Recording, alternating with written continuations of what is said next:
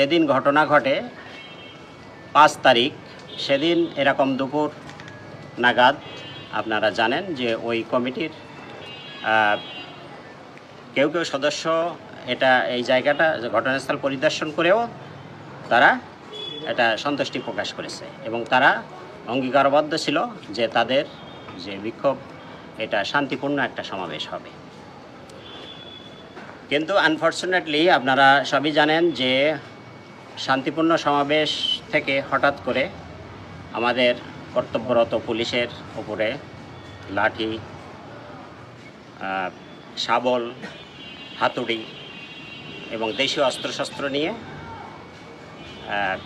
আক্রমণ করে এবং গাড়ি ভাঙচুর করে এবং তাদের নেতৃবৃন্দের কথা না শুনে তারা মাজারমুখী চলে আসে। পরের ঘটনা সবই আপনাদের জানা। তো এই বিষয়ে বিস্তারিত তদন্ত চলছে। প্রতিটা অপরাধের এখানে মামলা হবে এবং যারা যারা জড়িত এবং এর পিছনে নেপথ্য নায়ক সবাইকে আইনের আওতায় আসতে হবে। আমরা এই দিক থেকে দৃঢ় প্রতিজ্ঞ।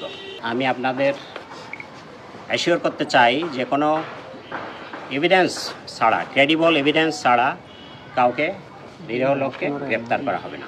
ওই যে আমি তো বললাম ইমান ও আকিদা রক্ষা কমিটি, আপনারা জানেন, তারাই তো তাদের নেতৃবৃন্দ, তারাই তো সংবাদ সম্মেলন করেছে আপনাদের সামনে, আপনারা তো সবই জানেন। ঠিক আছে, তো আমরা প্রতিটা অপরাধ কেন্দ্রিক আমরা তদন্ত চলছে এবং তদন্তে যাদের সংশ্লিষ্টতা আসবে they will be arrested and send to the court. বলছি আমরা আরও এভিডেন্স কালেক্ট করছি। ঠিক আছে, তদন্ত চলমান পর্যায়ে আছে, আমরা আরও এভিডেন্স কালেক্ট করছি। ঠিক আছে, আর তদন্তের স্বার্থে এখানে আর ডিটেলস তো আমরা বলবো না, পরবর্তীতে আপনারা টাইম টু টাইম জানতে পারবেন।